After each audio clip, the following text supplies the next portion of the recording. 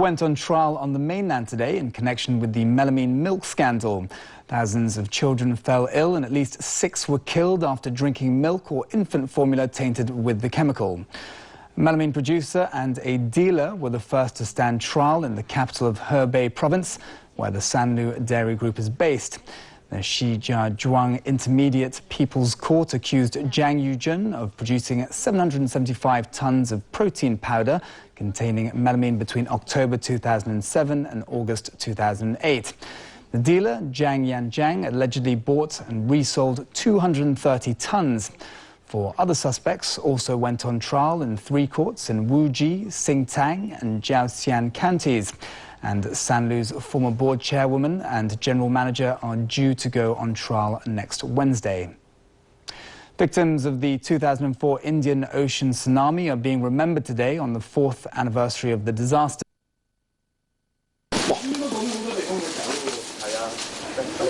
Looking lost and scared, this small barking deer kept firefighters and agricultural, fisheries and conservation department staff busy this Boxing Day morning.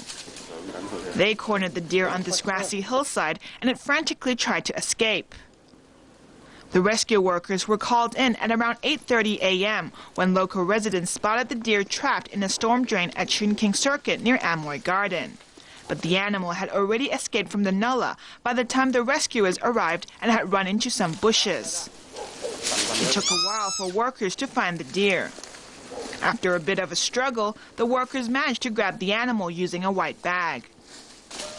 The deer didn't appear to be hurt when the AFCD workers took it away in a cage.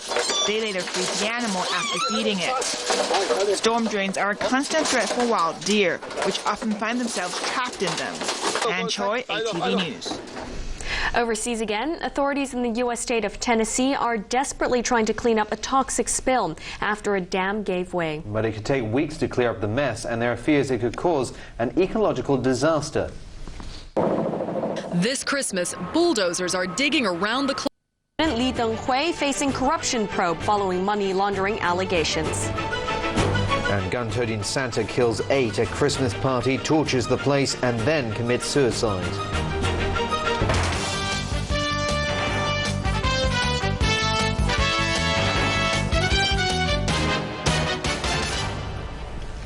Good evening. We begin tonight on the high seas, where 3 mainland Navy ships are on their way to the coast of Somalia on a mission to fight pirates. The troubled waters are where an increasing number of cargo ships are being attacked by pirates, and the Navy vessels are on a mission to stop them. ATV's Vivian Tang reports. The 3 warships weighed anchor today and set sail on their 10-day journey for the Gulf of Aden. They're on a mission to fight a resurgence of piracy that's hit the major sea trade route which links Europe and Asia. China's Navy is the latest to lend its seafaring power to fend off pirates who have staged high-profile attacks on commercial ships and then demanded millions of dollars ransom. The UN Security Council recently requested its members to help fight the problem. This escort mission fully demonstrates that China is a responsible country in the international community and performs its due international obligations. Somali authorities have vowed to work closely with Beijing on the international issue. China is part of the international community. China is a member of the Security Council, have taken the collective decision to fight against the piracy. An issue of the piracy of Somalia is no longer the Somali issue, is an international issue. Somali pirates, on the other hand, have defended their actions. This man, Hussein Ahmed, who claims to be a pirate, said they believe they are protecting Somalia. He said they were forced into taking up piracy because international fishing ships from Asia and the West have been looting their sovereign national resources. Ahmed claims he's part of the gang who are holding the Sirius Star, a Saudi oil tanker, for ransom. And there are still 14 ships with 240 crew out in the Gulf that are still being held, and that includes a Chinese fishing boat. Today's lunchtime launch from Hainan is an attempt to stop further hijacks. It's also the first time Chinese military vessels have entered African waters in over 600 years, and they might be joined by more international ships. Japanese Prime Minister Taro Aso said today that Japan would also send ships out to the Gulf of Aden. Vivian Tang, ATV News. Well, the 3 warships that have set sail for the Gulf of Aden will operate under special powers granted by the UN Security Council. Vivian Tan takes a look at the vessels and the crew which are embarking on this 3-month-long mission. This pair of missile-armed destroyers, the Haiku and the Wuhan, are 2 of China's most sophisticated naval vessels.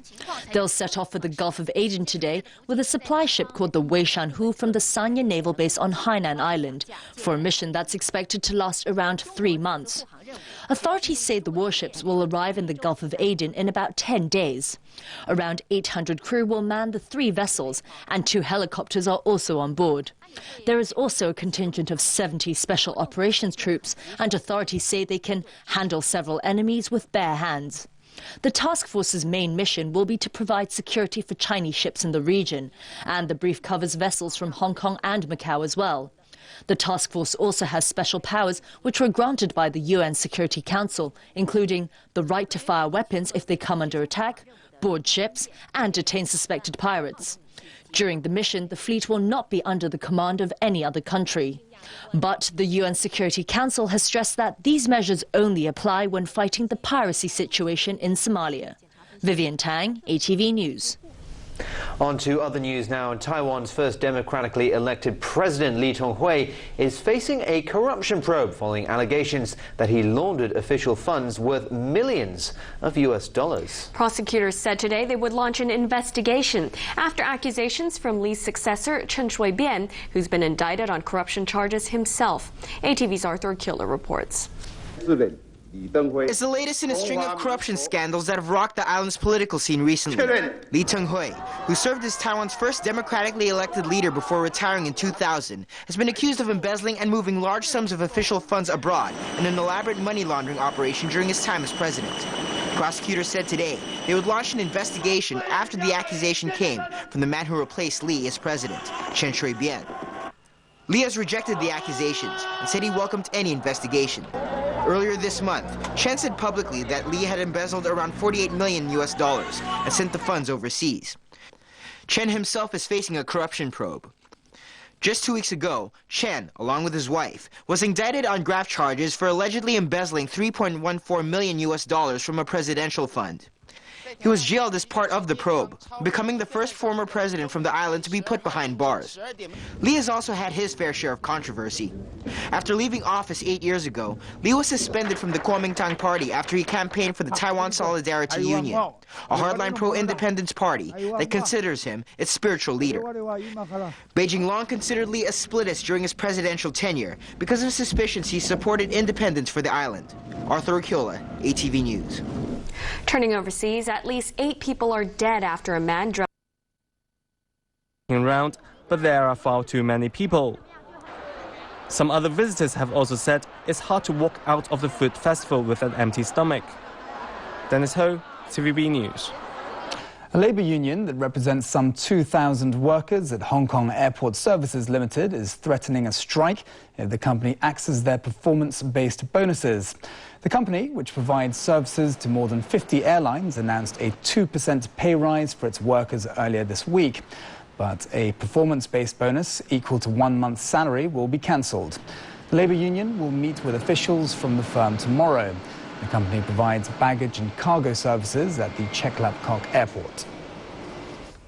Overseas, heavy snow has stranded thousands of holiday travellers in northern Japan. The main airport on the island of Hokkaido was closed today because of the bad weather conditions. More than 20,000 people have been affected by flight cancellations. Several train services in the region were also cancelled. And more than 30 centimetres of snow fell this morning in Sapporo, the largest city in Hokkaido.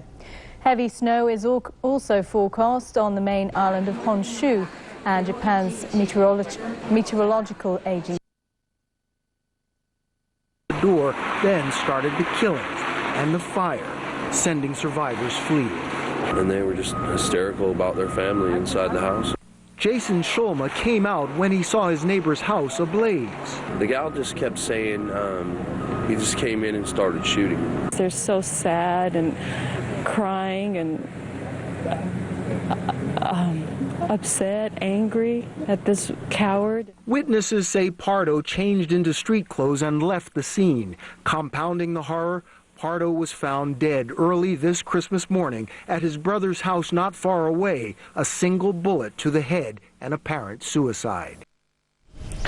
A British television network is in hot water after it aired its annual Christmas Day broadcast alternative to the Queen's traditional message. This year's guest was none other than Iranian President Mahmoud Ahmadinejad, and it proved to be controversial, to say the least. Christmas is a time for celebration. Britain's Queen Elizabeth does this every year, her annual Christmas speech that's watched by millions. But this year, it is a more somber occasion for many. People are touched by events which have their roots far across the world.